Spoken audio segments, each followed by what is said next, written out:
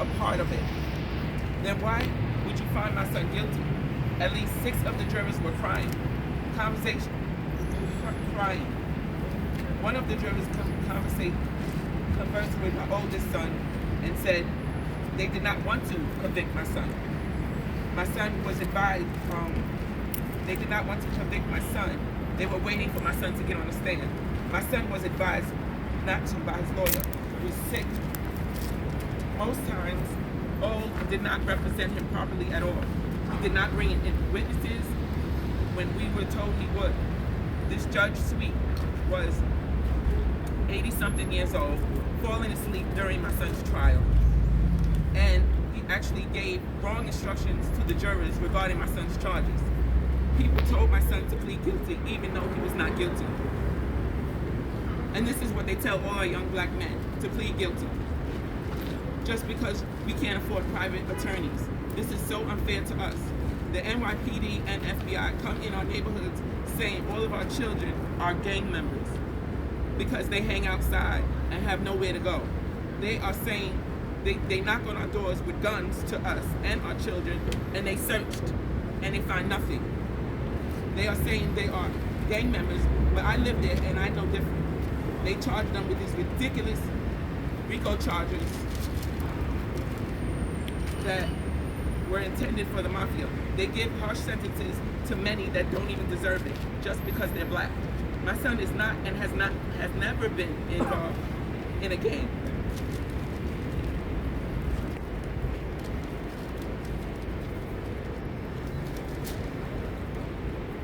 My son attended one of the top public gifted high schools in New York City, obtained his diploma later, also has several certification, and has worked his whole life as a productive citizen. And his cops still harass him. They searched his car, pulled him over, found nothing. Searched my home, found nothing. They have charged him unjustly with serious charges, and he actually did 2 years for them. However, he was allowed to stay out and fight these charges because he has no prior record at 28 years old. The Judge Sweet, who was sleeping during the trial,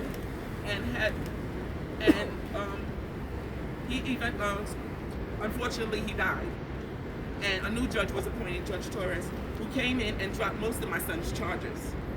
It was then, the prosecutors appealed, and it was then taken to a higher court of all white judges. 3 judges reinstated his charges that were initially dropped by Judge Torres. One of these judges, Judge Lewis Kaplan, is a well-known racist and has been even sued. My son now had to fight these charges and was recently remanded, although he was working with UPS and obtained his own place and taking care of his 3-year-old daughter. I still don't know why he is in jail. I know why, because he comes from the South Bronx, from a bad neighborhood, and we are judged based on that. The laws need to change. You cannot convict someone like my son with absolutely no evidence but the words of career criminals. I believe our judicial system is corrupt and racist and unjust. And until we do something about it, they will incarcerate all of our young black children for anything or any new laws they might implement on us. Let us live and take care of our families just like you do, government. Let's save our children today. From this point on, we need to unite black people and do better as a whole. Thank you.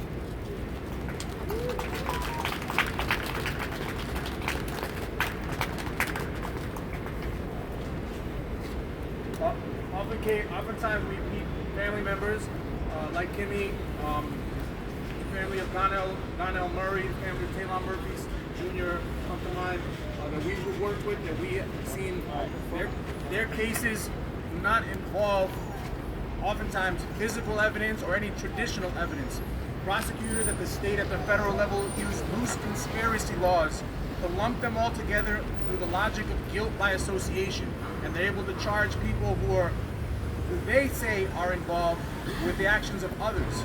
And let me just say that I've been to some of these trials, and these cases you do not find guilt beyond a reasonable doubt. You find innuendo, and you see the power of RICO as it was designed for mafia members, weaponized against some of the most marginalized, poverty-stricken communities in New York City. With that said, someone who could probably describe a lot of these issues a lot better than myself, Professor of Law at the CUNY School of Law, Professor Babe Howell.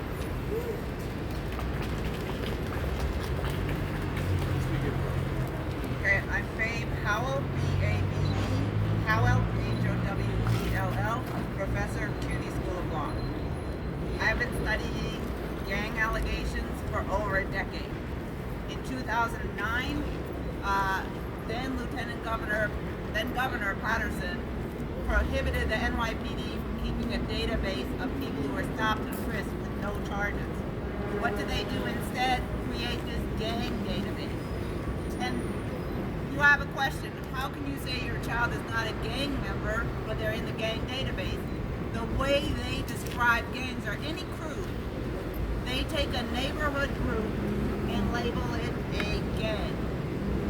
I took apart the Bronx 120. It was a huge RICO case brought by the Southern District of New York in collaboration with NYPD.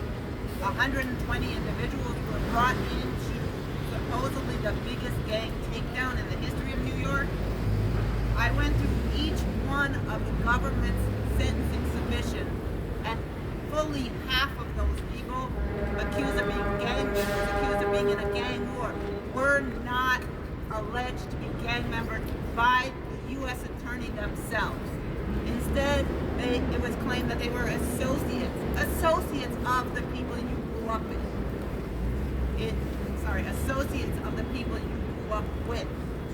Associates of the people that you go to school with, to junior high. The NYPD's gang database requires no actual gang. It extends down to any group of 3 or more people that they designate a crew or a gang. It does not require any criminality. The criteria are simply association, appearance, location. It is 99% plus people of color. Less than 1% in the criminal group's database are white people. They don't put the Oath Keepers, the Proud Boys, the Mafia. This is a gang database with criteria that do not include criminality and that allow them to collect data and information and surveil and harass black and brown youth.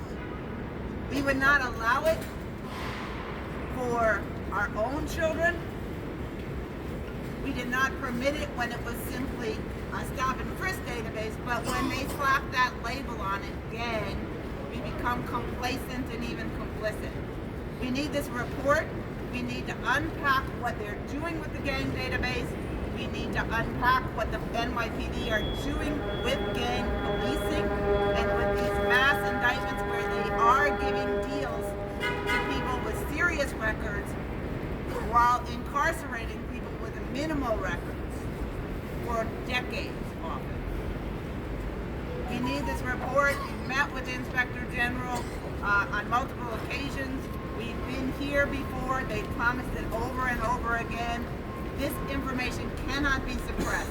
In LA, in London, in DC, in Chicago, the gang databases have consistently been associated with police abuse and racism, and this database needs to be abolished, and we need the information about what is happening with it and who is being put into it, by whom and why.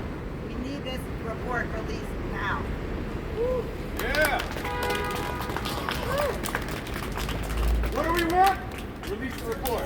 When do we want it? Now! What do we want? Release the report! When do we want it? Now! What do we want? Release the report! When do we want it? Now! What do we want? Release the report! When do we want it? Now! Thanks. Our next speaker is going to be someone who was actually in the biggest gang raid in the history of New York City. The biggest gang raid that's ever happened in this city in 2016, 6 years ago. And it was a little bit after this takedown, and Maiden and her co-author wrote a great report revealing more than half were not even accused to be gang members, and the majority of them were not even charged with acts of violence. Takedowns are destroying communities, and unfortunately, most people that are involved in takedowns are not free to talk about their own cases, are not free to talk about what's happened to them, about all the injustice that happened to them at the hands of prosecutors and judges. But luckily we do have a member of the coalition who is with us and who is working to not only undo racist criminal justice patterns, but also works to stop violence.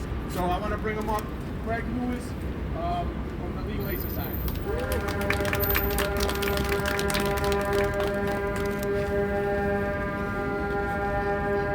Good morning. Good morning. Hi. My name is Craig Lewis, and right now I work for the Legal Aid Society as a community organizer. But my story didn't always start like this. I went to a great high school, probably like top 10 in New York. It's called Mount St. Michael. It's Catholic school. I went there from junior high.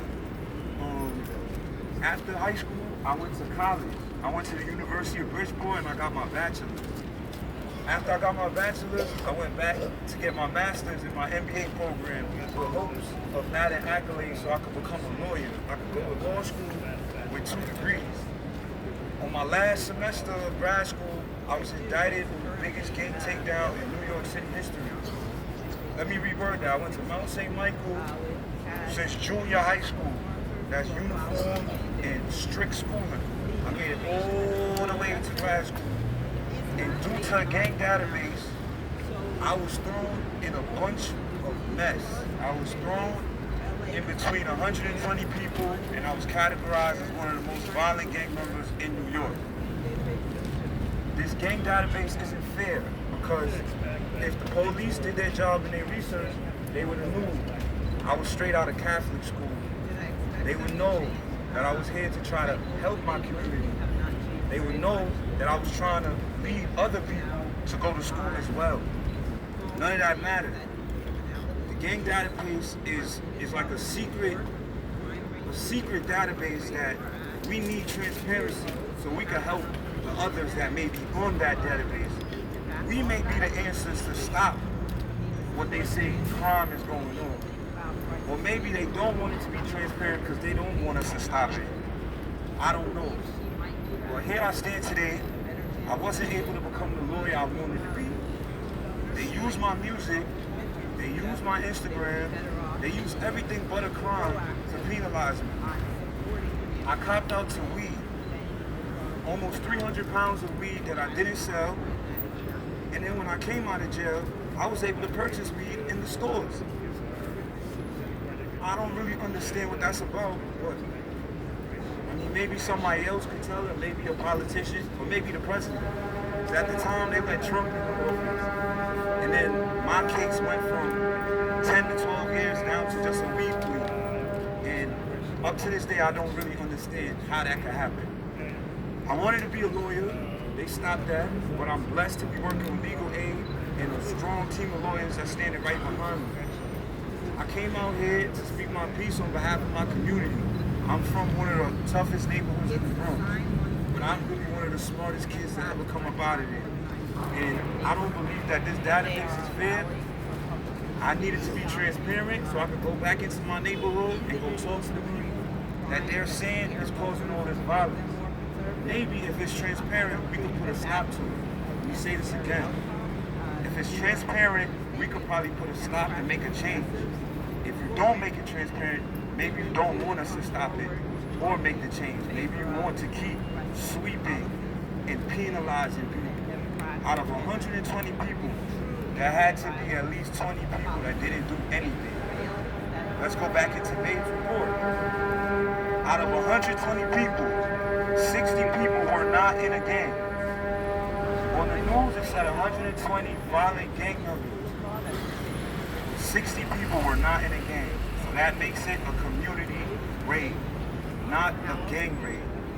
Please, somebody, help put a stop to this. Because there's a lot of kids out there that may grow and they want to be doctors and lawyers, but they won't be able to. Because the police are trying to arrest the people that's on these databases. They could be 10 years old, they could be 40 years old. They could be in a gang, they could not be in a gang. It doesn't make a difference. What I'm emphasizing is make it transparent so I can help my little brothers. They may not even be my little brother. I might not even know him. But my story, I use my story to try to deter them from making the same mistakes that my friends made. Not particularly me. Thank you for your time.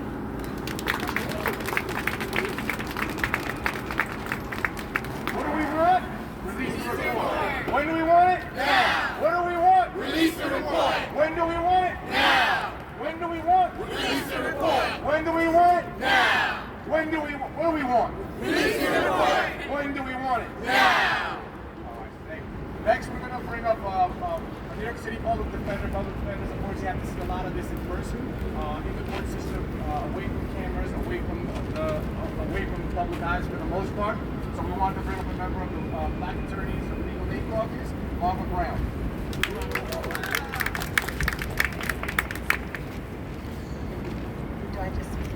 Hi, good morning. My name is Marva Brown. I'm a lawyer with the Legal Aid Society. I've been practicing for 16 years as a public defender.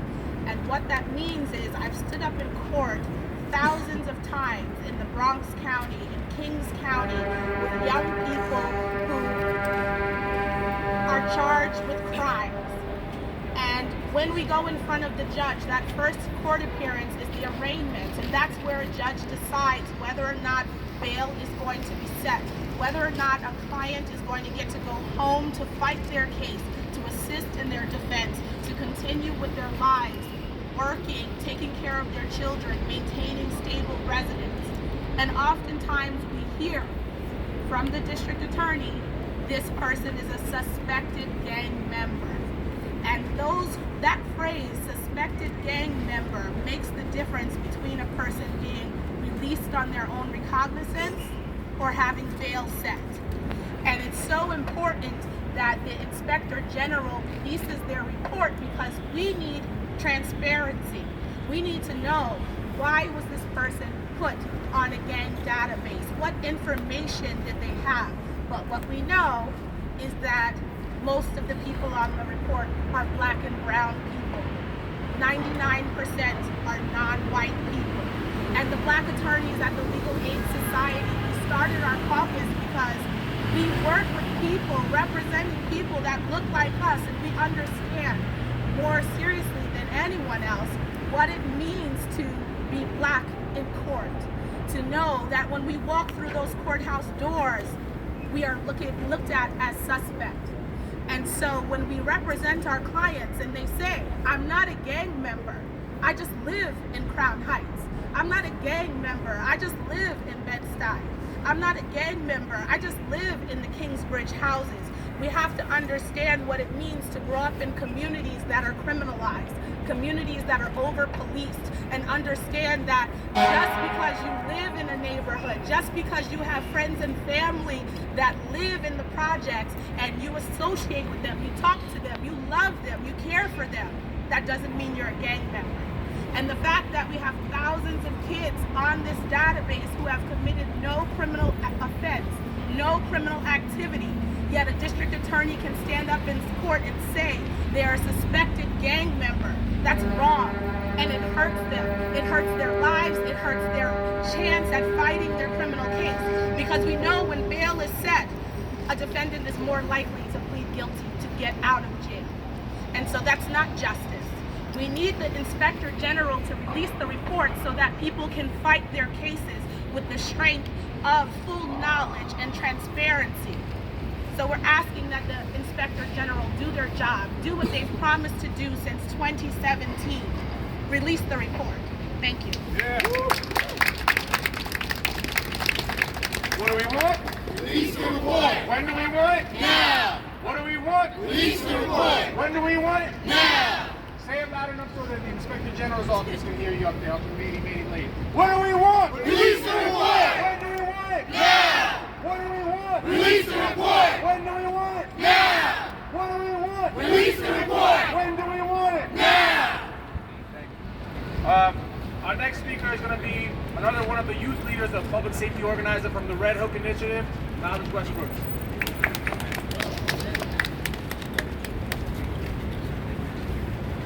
Hello, everybody. Thanks everybody for being out here. I want to say a couple quick words about ending the gang database. My name is Knowledge Westbrooks. I grew up in Red Hook, Brooklyn, most of my life. It's an impoverished part of Brooklyn that's often forgot about when it's time to reallocate some budgets and stuff like that. So we stick together as a community. That sparks like small groups of people that believe in the same thing. They might do art together. They might play basketball together. They might paint together. So being that we have these small groups, we've been attacked by the gang database for like it goes back for like 10 or 15 years, according to my parents and stuff like that. So the Gangs Coalition was able to give us some education that we could give to our community members. And the number one question that they ask us after we give that information to them is, how can we check if we're in the gang database? I was speaking with a person that's in an art nonprofit that I volunteer for, and he was so concerned about checking to see if his name is on the gangs database because he plans on doing some community work around his art. And he was explaining the anxiety he had around it, and it's just very concerning. So we're here in supporting ending the gang database and releasing the report so that we can give this information to everyone who's having that anxiety around them, especially the young ones, because it affects them very deeply, and they don't have the information that they should have, basically. So thank all of you for being on here. It helps.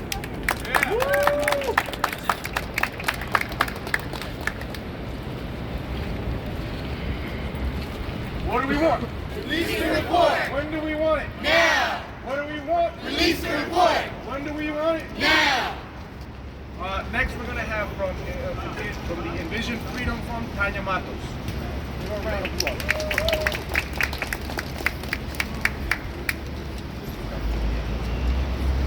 Good morning, everybody. Good morning. Can you hear me? Yes. All right.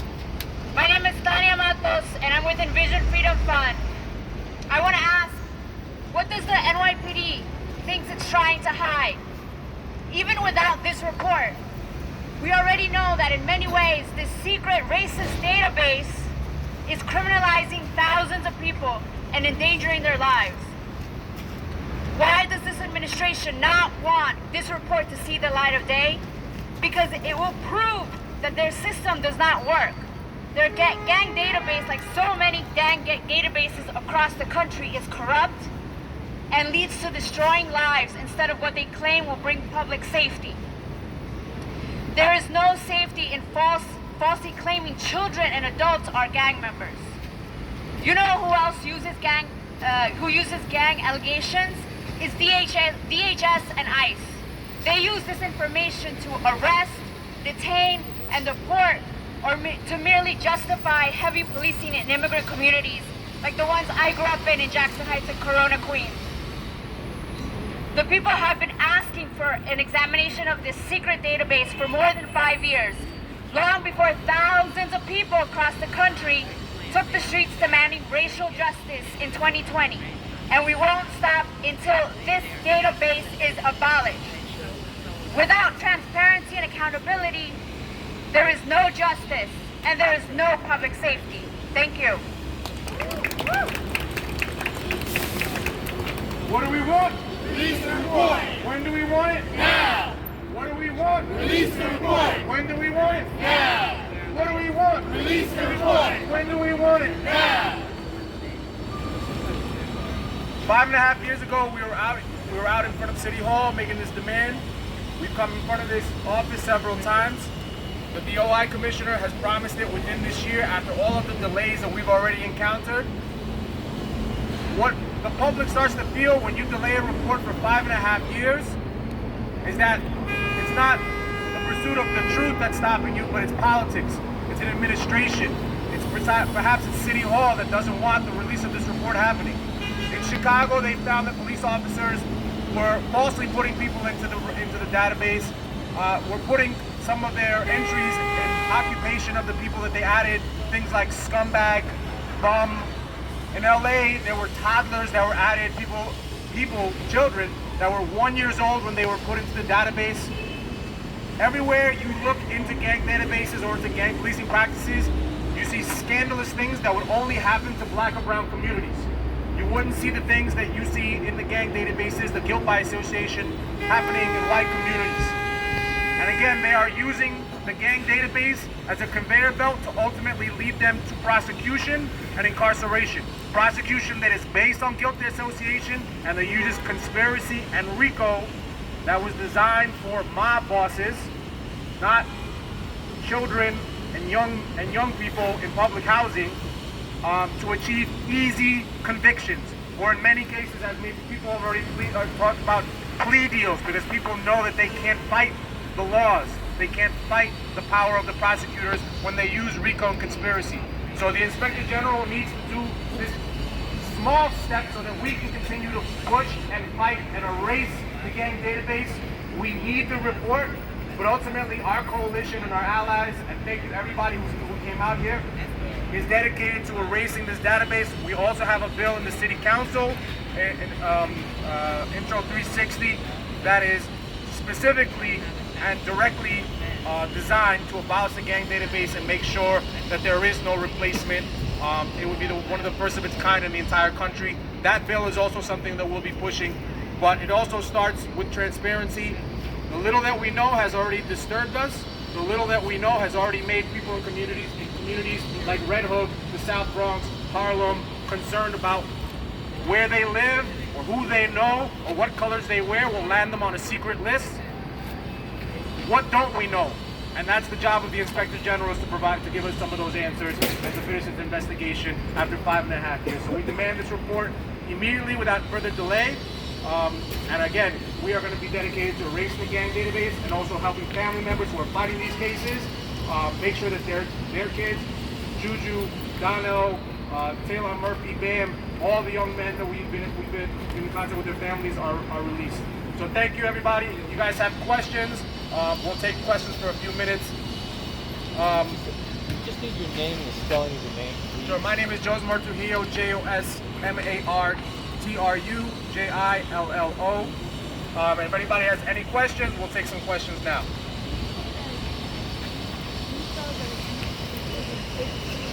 Josmartrujillo.